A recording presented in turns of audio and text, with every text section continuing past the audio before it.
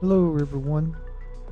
So, this is a, yes, you could say channel update video of what's coming up on the channel because I do have plans. It's just 先前 gonna 的宿舍还为我留着吗？take me 谢 a 谢，while 麻烦你们了。to do it all. Of course, right now, as you know, CC7 or Contingency Contract 7 Pine Suit is going on in Arknights here. So I'm going to be doing the contingency contracts here on daily rotation site. Not doing nothing today, of course, because it's the same site for day 1 and 2. But tomorrow, Saturday, will be a new day, a new deal, and I'll be doing that then. So that, of course, you can look forward to that if you want. They're only going to be risk 8. I'm just not filling up trying max risk this contingency contract. Just not feeling like it. And also work is still kind of kicking my ass, and I kind of want to rest and not have, the pressure of trying to do max risk. So I'm just going to be doing risk 8 only. Sorry if that disappoints anyone, but I just want to take it easy this time around.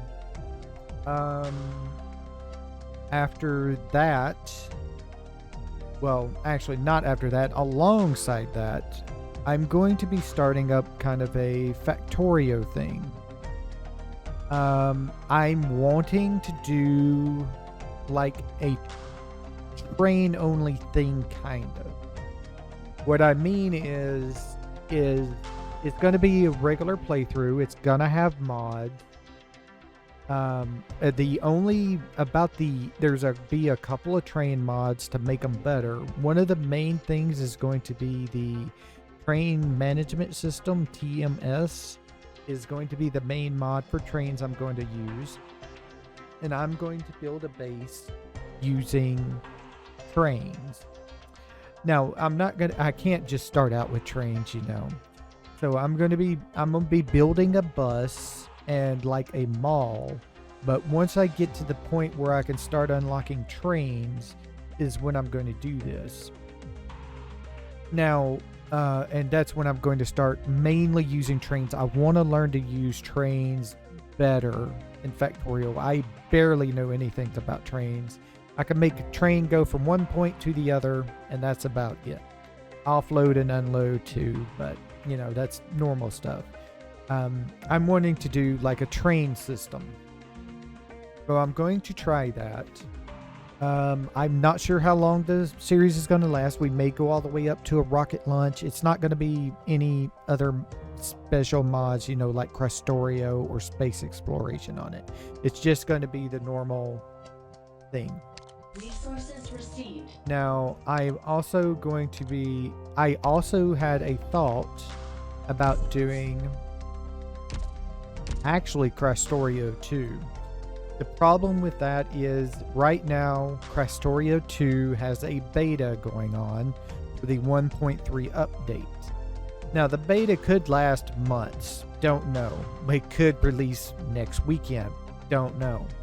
But the problem is I need to, if I'm going to do something like Crestorio 2, I'm going to need to know trains and things like that, and go deeper into that section, because eventually I want to get to where I can do Crestorio 2 and space exploration together, because I would like to get to that point. But I mainly play vanilla with just quality of life mods, really. And one of the main things I don't know about is trains. So that's what I'm going to focus on this time around. I don't want to get ahead of myself. But most likely when the 1.3 update for Crestorio 2 comes along, I will most likely make a series about that. And the reason why that is because Crestorio 2, if you do not know, is basically just an enhanced version of Factorio. It's not anything crazy like the Pyadin mods are, or Angels and Bobs. Those changed a significant amount of things. Prastorio 2 it does change things, but nowhere near to the amount of the others. It would be kind of like a Factorio Plus is what Prastorio 2 is. So, like I said, right now the beta is going on, and I could play the beta, but I don't know how much, I don't know their beta process, how much they change, if one save will carry over to the next part when they update it or not. So I kind of just want to let it go, and I'll just play it when it comes out. So there is that. That is going to be the main focus coming up, is that Factorio train world thing. And I'll be going over all the mods with you during that.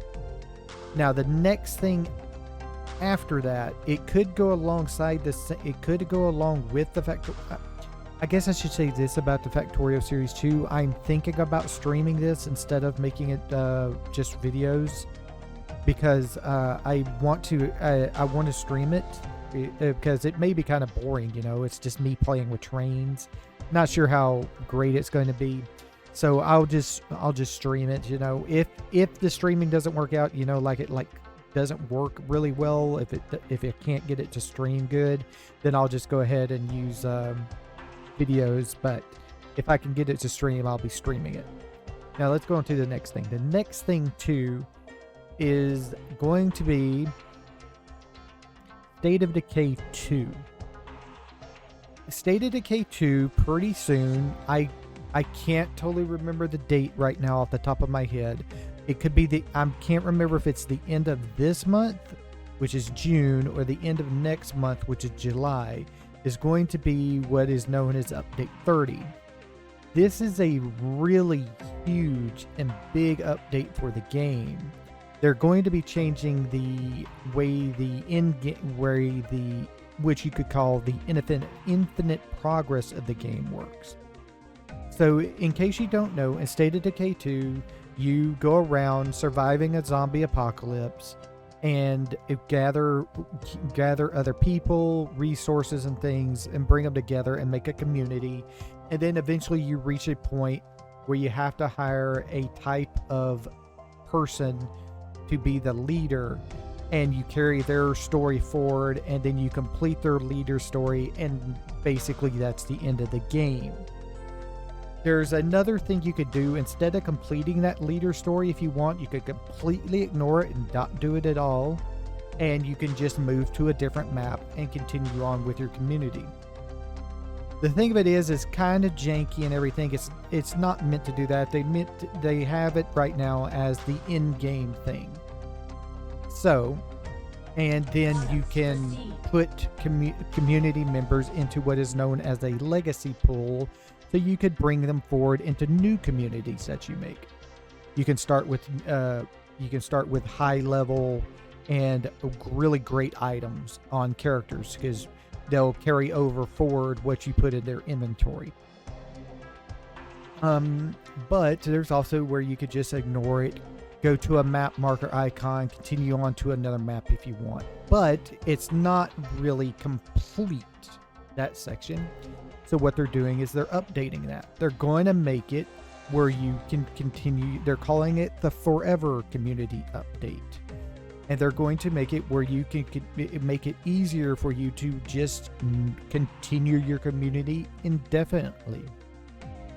So what they're going to do, you can still do the same thing. You can go to a map marker, change to a different map if you want to, and continue your community.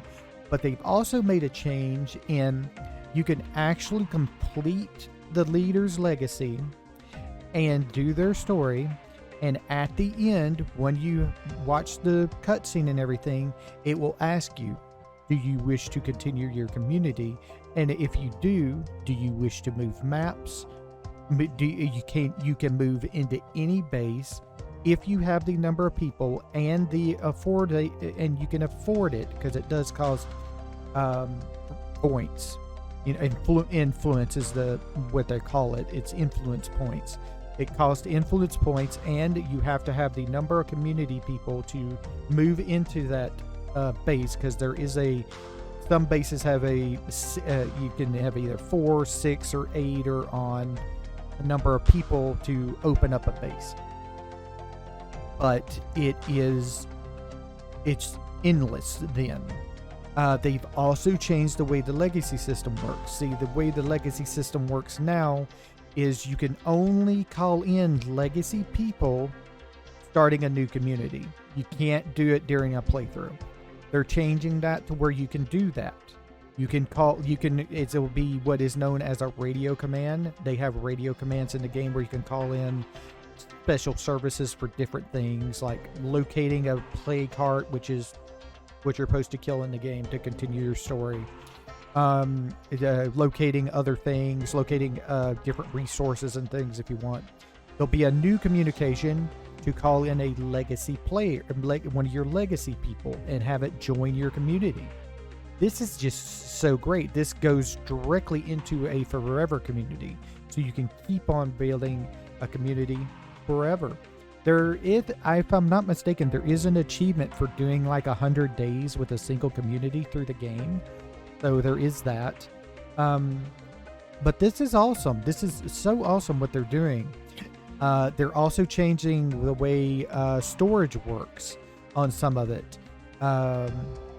In your storage system, you'll now be able to sort items better. So you can sort by different things like weapons. You can sort by how much damage, the lethality, the various damaging, and if it has a mod on it and stuff like that. Sort by different ammo types if you want. They'll also be making it where certain items stack. Like there are little things you can put into a building to make it better. Like you can put like a water cooler into a building to give that building directly water and things like that. Those things usually don't stack in your community stash. Now they will. You can also now sell anything in the game. Some items before you couldn't sell at all, but now you can basically sell anything as long as it's not a quest item required to complete certain story elements. Like stuff off from Trumbull Valley, there's various story quest things you can do in there that you get an item for that you need to progress the story. You won't be able to sell those, but you can pretty much sell anything else in the game. Really, it's all have a price.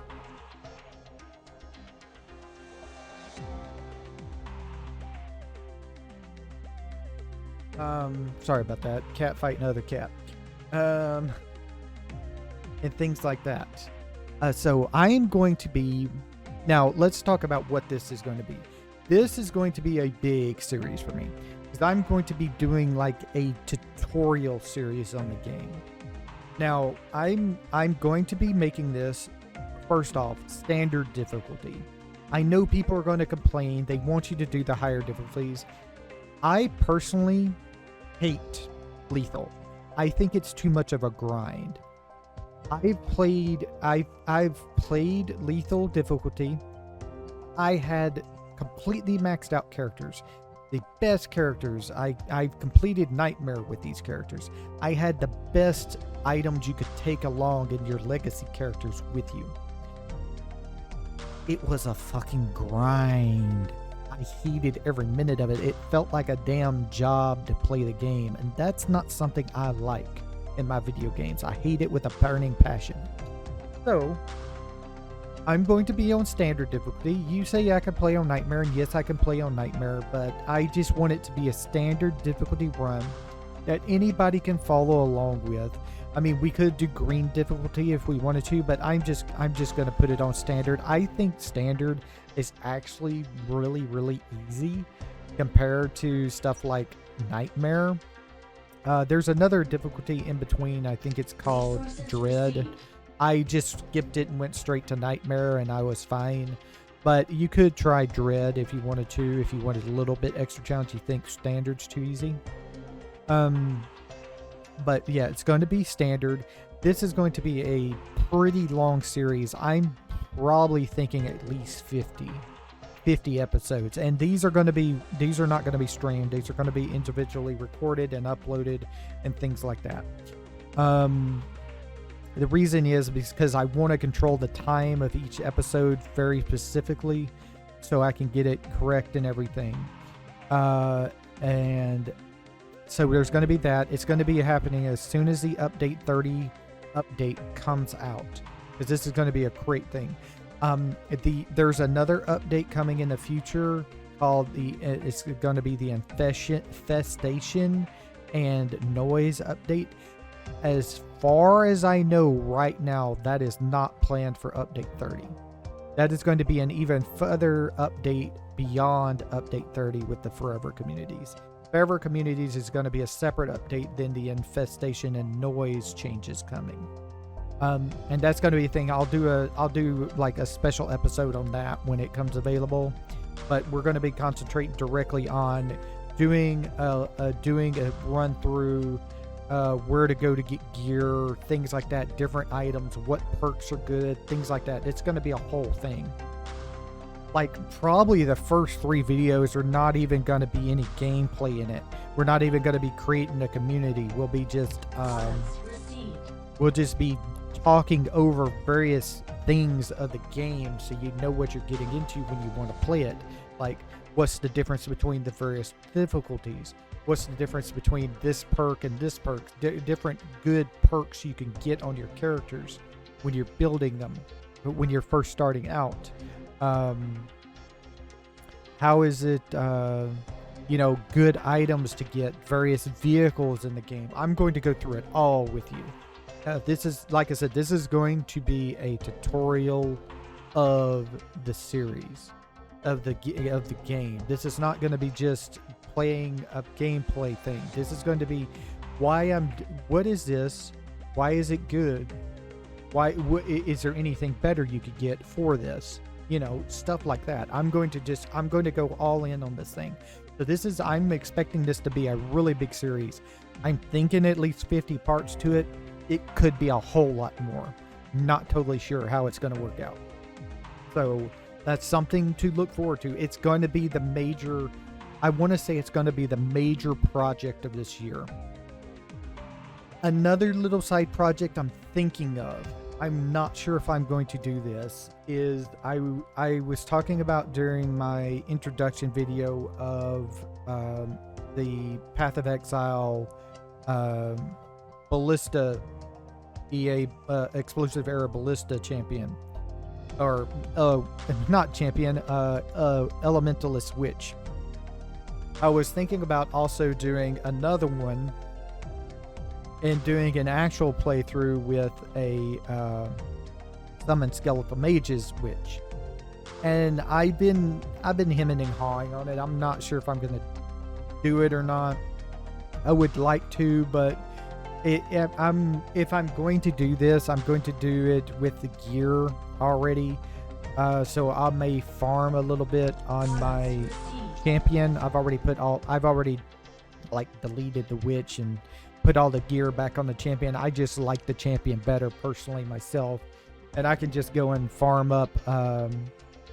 some low tier maps to get keys to Uber Labyrinth, and then just farm that. And I can just farm that for any currency and anything I need. Pretty easily. I've done it plenty before. So if I'm going to do that, it's going to be a thing, and it's probably not even going to be until next month if I do it at all. So you don't even have to worry about that coming anytime soon. I would have to buy a Dead Reckoning Jewel. I would want at least one of the Flesh Crafter chest pieces, at least a 5 link, and I would want to have a good wand for the character at the end, a cast on trigger spell wand. So I would get one of those and use that. So yeah, that would be my thing on that. So it would be a while. I'm not even sure when I would do it or anything like that. So like I said, it would be at most early as next month. I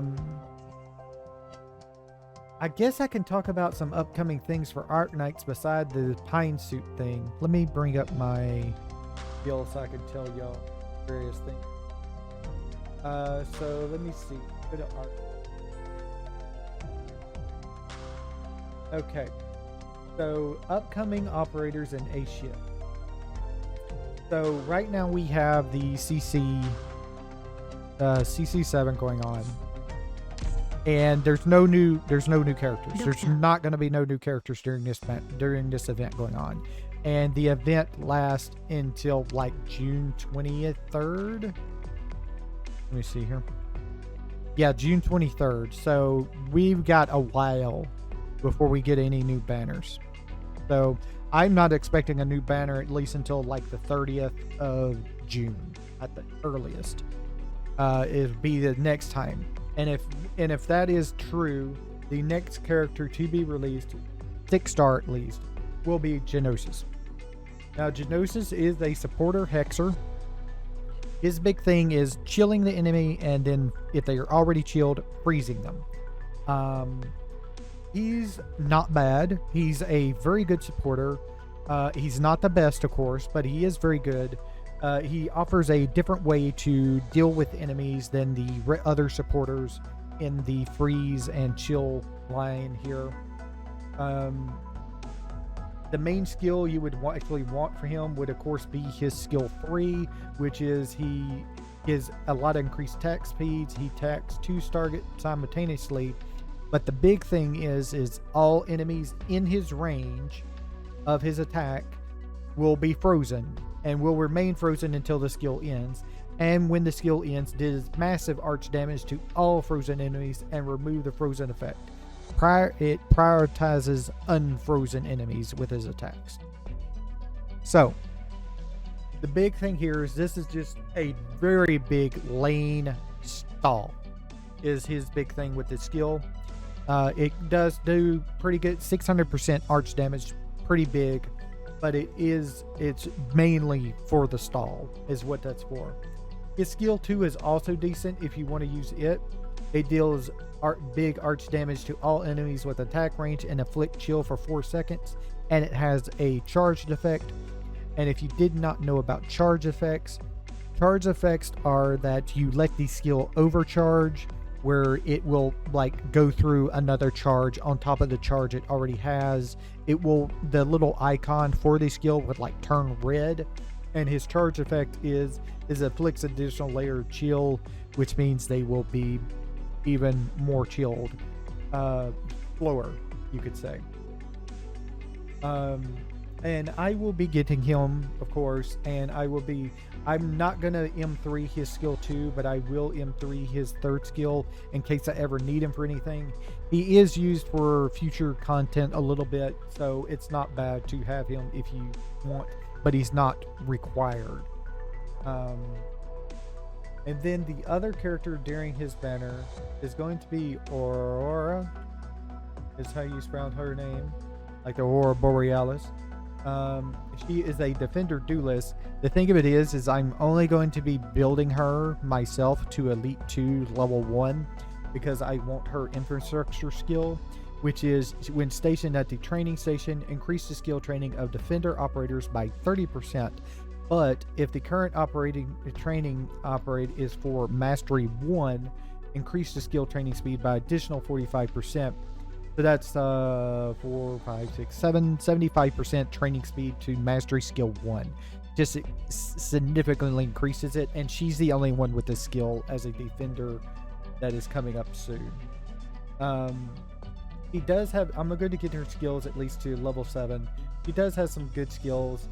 He gets +2 block count on her skill 1, a big defense boost, and gain resist, which she reduces stun, chill, and freeze by 50%. And then she is stunned for 5 seconds after the skill ends, of course. And then her skill 2 is slightly increased in attack interval, which makes her attack slower. Attack +60%. Attacks inflict chill for 2.5 seconds. And if the target is already frozen, the current attack will instead deal 300% damage. Upon skill activation, Aura gains 9 ammo. So she's like Ash's skill 2 or Chin's skill 3, and the skill ends when all ammo is used. Skill can be manually deactivated. So there is that. So she's decent. I just don't need her. Unfortunately, she is a 5-star. I don't need her, but I am going to raise her to at least Elite 2 level 1 for her infrastructure skill, which is you can't just give her Elite 1, otherwise you don't get the mastery increase for training. So you have to Elite 2 her. So that is mainly what she's going to be, Elite 2. And then after that is the big banner. The big banner is coming after that, and that banner is, of course, Ling. Ling is awesome. Ling is a supporter. Ling is a summoner. Ling is the greatest summoner in the game. He is a 6-star summoner. He is a limited servant. If you do not get her during this banner, it will be a while until you can try to get her again. She is one of the sisters to Neon and Dusk. She is their older sister, actually. And she is a drunken Wani-san. That's how she is. She's a drunken Wani-san. She is just awesome. I love her character style and everything. She's just so beautiful. She summons these little draglings, can use 5 summons, can only deploy 3 of them together. Summon functionally changes depending on the selected skill, and I'll get to the skills. And then she has, when a summon is defeated, absorbed, or retrieved, Ling gains an additional 3 skill points and attack plus 3%. So when you it stacks up to 5 layers. So if your summons die, she just gets more powerful, and so do her summons. Because they're like based off our attack or something, I think. And then her infrastructure skill, not the greatest, but it's kind of interesting. It's when stationed at the command center, removes self-affecting mood reduction effects of operators belonging to Su, which are Neon, Dusk, and Ling, in the command center. So you remove the self-affecting mood, so like less increased mood reduction, you know. And when stationed at the command center, if self mood is above 12, gain 15 worldly plate. If self mood is 12 or below, gain 10 sensory information. Kind of like Dusk, if I'm not mistaken. They're not the greatest, but it's interesting if you want to go that route. Now let's go over her skills. Her skills are just great. All these are at M3, by the way. The summons can only be deployed on melee tiles, kind of like Magellan. Active. Ling and her summons gain attack plus 50% and attack speed plus 50. The summon's attack deals arch damage. When this skill is activated, she attains 1 summon, which means she can get her summons back, which is the biggest and most important factor for a summoner, is she can summon more. She does not run out of summons. They do take a deploy slot, but when you're using summons,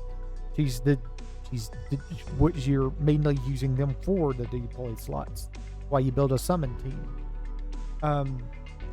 So it's nice. It's melee. It's not her biggest skill, of course. Skill 3 is, but it's a nice skill, and I will be M3ing it. I will M9 this lady and level E2 level 90, of course.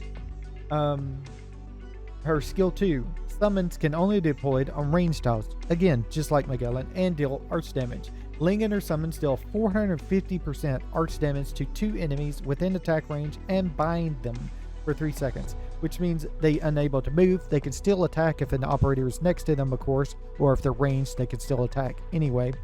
But they will be bound and unable to move, so stall tactics for 3 seconds. When this skill ends, retrieve all summons with less than 50% HP, can hold 2 charges. So it's a charge skill. So this is kind of interesting. It's not bad. It's got some uses, but let's go over to her skill 3. This is where the big thing is. Summons can only be deployed on melee tiles, so you have to. There are melee. If there's other summons with attack range, combine them into a higher form.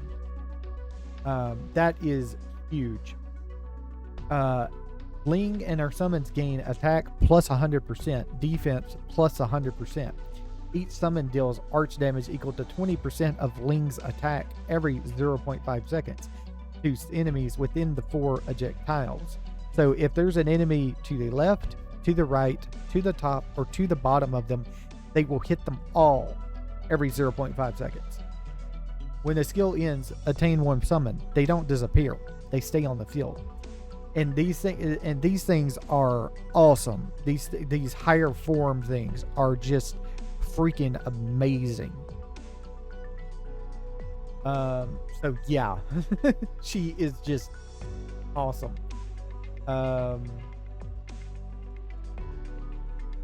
They're like, I'm not sure if this is okay. Yeah, these are the big ones, I think. Let me go back to here and see.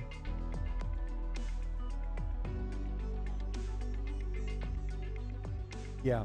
Okay, so these are the E2 level 90 for her with an M3 of this third skill. These are the stats of the combined enemies, combined summons. 3,607 HP. Oh, let me check something. Let me open the tab over here so I can see it, and go to here. Let me go down to here and do this. Okay, I'm going to like compare this to Monster. So Monster is really, really strong from Cal. So this is a comparison of a level 90, E2 level 90 Monster Cal combo with Ling's summons. Now, Ling's summons have 3,607 HP. Monster is 5,433. Attack power is 823 for Ling. Attack power is 1,402 for Monster. Defense power is 423 for Ling. Defense is 405 for Monster. Magic resistance is 10 for Ling. Magic resistance is 0 for Monster.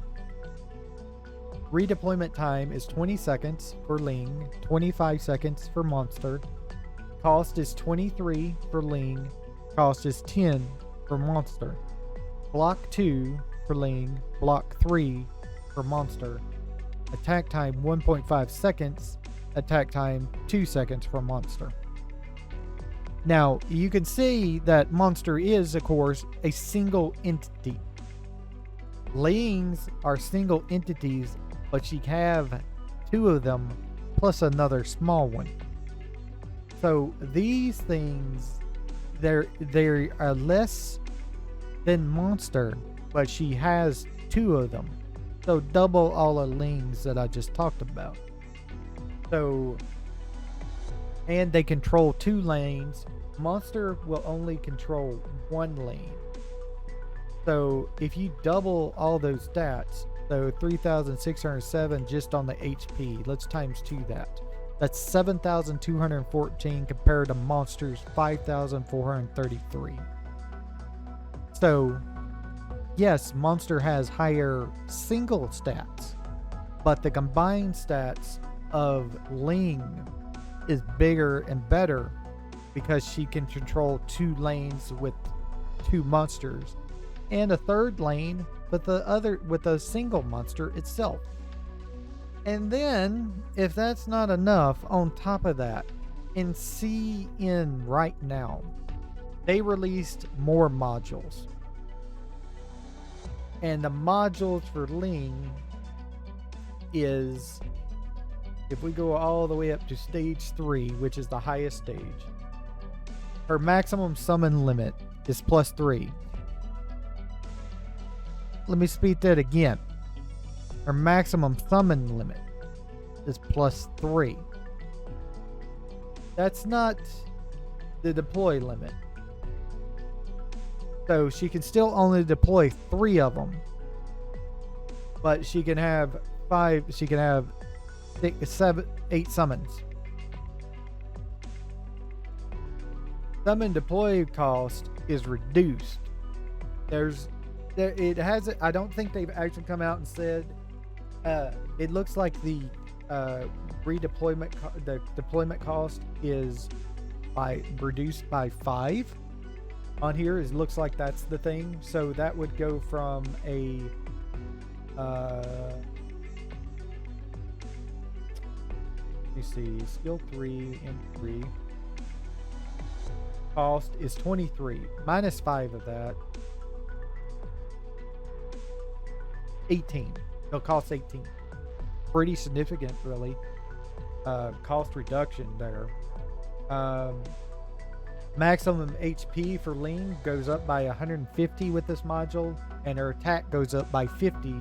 So that's 50 more attack to add to the 20% of Ling's attack that's gone Quill 3. This is just it just gets so much. And then the summons get even more. They get 250 HP. I can't see the rest of them.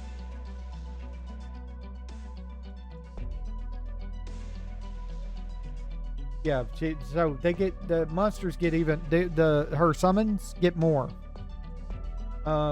It'll cost 4 module block. It'll cost, actually, you got to go from stage 1 to stage 3. So it'll cost 4 module blocks, 2 of the Electrocine crystal assembly. So let's just go ahead and show those off so you know what they are. I don't even know if I have them. We may have to go to the crafting. こちらのインフラ設備の構築は進んでいるか? So it would cost 2 of these, the crystalline electronic unit, and 80,000 LMD. That's just for stage 1. For stage 2, you're going to need 4 more module data blocks. So now we're up to 8 of those. 60 of these new little components that are coming in a new permanent stage thing. Kind of like we're getting pretty soon Strategies 2, the Phantom thing coming up.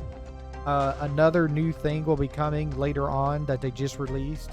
It's got these new items in it. You need 60 of them.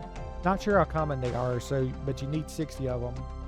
3 D32 steel, so 3 of these, and 100,000 LMD. So you're at 180,000 LMD, 8 module blocks, 60 of these things, 3 D2 steel, and 2 of these crystalline electronic cubes. Stage 3, 4 more module data blocks, so 12 module data blocks in total. 20 times of these other new materials that are coming with that new event. 4 polymerization preparations, which are these things here, these blue things here. And then another 120,000 LMD on top of the 100,000 and 80,000 LMD. So let me do a quick calculator here on that. That'll be 80K plus 100K plus 120K, 300,000 LMD. That's a lot. But and you got to do the unlock missions. You got to complete 5 stages. Kill at least 7 enemies using non-borrowed Ling with one of her summons. She's got 3 different summons because of her 3 different skills. Use any of the summons. And then you also have to clear 3-4 with a 3-star rating. So 3-4, 3-star rating, non-borrowed Ling at max of 4 other operators. So any other operator, but you can only have up to 4 of them on 3-4, which is here, and then this one, which is this stage here. This is actually pretty easily.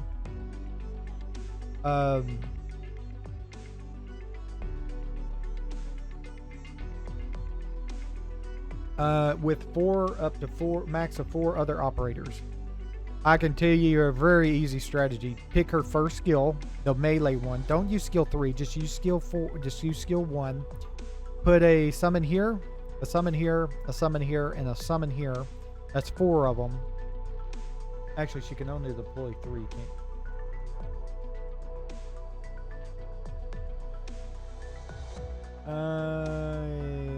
Can only okay, so you can only deploy 3 of them. So the top 2 then. One summon here, one summon here. Actually, with that as the case, I would say to you actually use skill 3 then. That would be the best thing. Ling, like right up here on this edge right here. Summon here, combine summon here, combine summon here. And then you have one other summon you can put wherever you want. Sniper here for 2 more operators that you can have up to. And then if you wish to, these should not be a problem at all. But if you need to, you can put like a defender here if you want. Saria would be good. Some kind of healer so you can heal Ling in case he takes damage. Don't know if you can heal the summons not. I don't remember that part. Doesn't say you can't, so assume you can. So put like a defender healer here or here if you want, and something here if you want, and that's your 4 plus Ling, and you'll practically beat this stage no problem. It's one of the easiest stages you could do, really. In fact, let me just do a quick auto deploy I have of it so you can see what I'm talking about. Yeah, these are my 4 right here I could use. That's not a big thing here. I don't use Flamebringer or Ashlock in here. I just have them for I was hunting down the integrated devices and had them there for trust building at that point. 我帮你们预定了地狱黄金地段的房产，请放心。 Skill 1 on Ash, Skill 3 on 我帮你们 Exercise, 预定了地狱黄金地 Ash 段的房 first, 产， Exercise, 请放心。 Mountain, Bagpipe. You could actually put anybody there you want, really. Another thing you could do is to use 2 summons if you want, actually. Use Lane Skill 1 to put down 3, and then use Scene as the other summoner. You can have buggies out, and they'll see they can see the invisible guys here. That's why I'm not shooting them, is because they got this little cloud thing around them. They're invisible until they get one of your guys. Another person you could use would be Silver Ash. You can see the guys too. Make them easier to see for your other guys if you want to do that.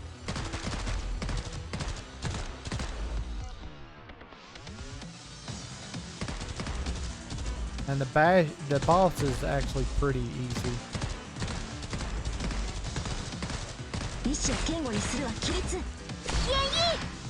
Here comes the boss. And he's gone. That's it. As long as you have decently leveled characters, you should beat this stage no problem. Especially with Lean, you know. I don't even have a healer, as you can see on the stage, and it was no problem whatsoever. No more than usual. So, there you go. That's pretty much it. You can beat that stage no problem. So there's that stage done, and that's the stage you need to do for a quest and everything. So there you go.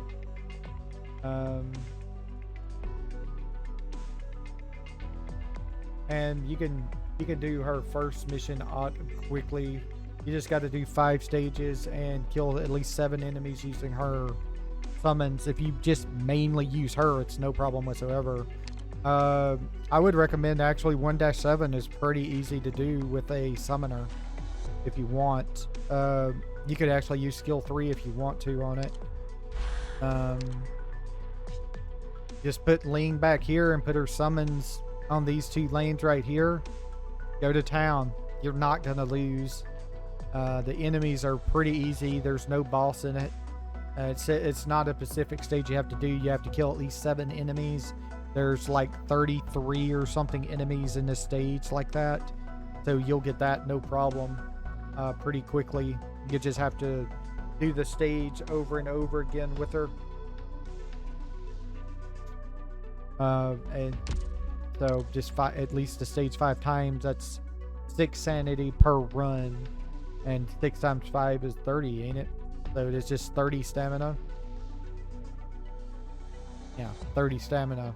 So not a big thing really on that skill, on that deal.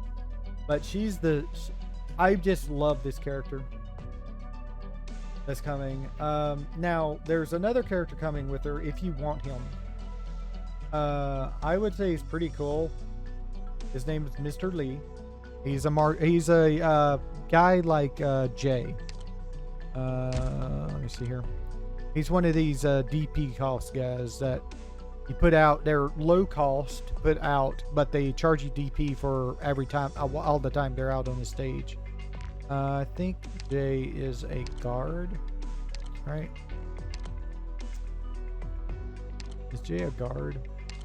Or is he a specialist? Oh, he'd be a specialist. There he is, right? So his thing is that he costs, as you can see, he's 33 cost. He's a merchant. He has a reduced deployment time, but DP cost is not refunded upon retreating. When deployed, 3 DP are consumed every 3 seconds. Automatically retreats without sufficient DP. But the big thing about this is they are very, very powerful. They control a lane, kind of just like Mountain and them are. They control a lane pretty well. So the thing about Mr. Lee is when Lee blocks an enemy, Lee gains attack speed plus 14, and then the enemy gets attack speed minus 14. If there's only one enemy within the 8 surrounding tiles, the effect is doubled. When DP is consumed by a trait effect, if there is sufficient DP, consume an additional 2 DP to block the next stun or freeze inflicted on Lee and stun the attacker for 3 seconds. So there's that. And then there's his skills. He's got an infinite duration on skill 1 where he just gains a lot of attack and he gets some arts evasion. Not bad as a skill 1 actually. Skill 2 is pretty cool. I like it. He gets an attack speed, passive attack speed of plus 30, and he active is mark the target and increase their taunt level. That means they attack Mr. Lee more. The mark explodes after 5 seconds, dealing 300% arts damage to nearby enemies.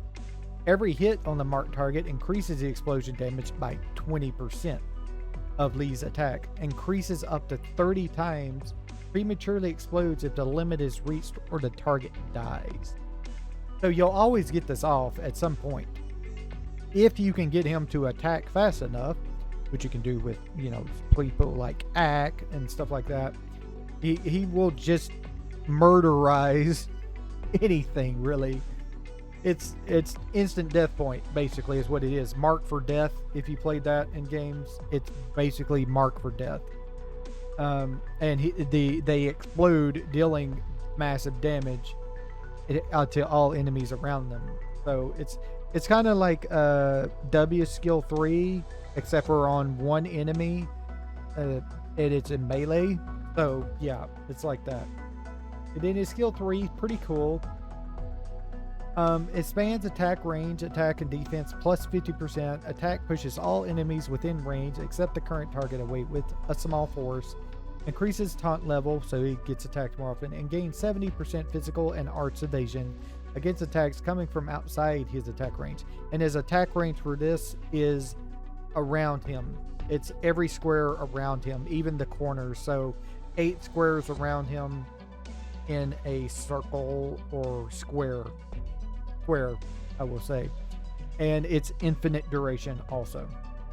So yeah, it's pretty awesome if you want to use it. I would say it's pretty cool.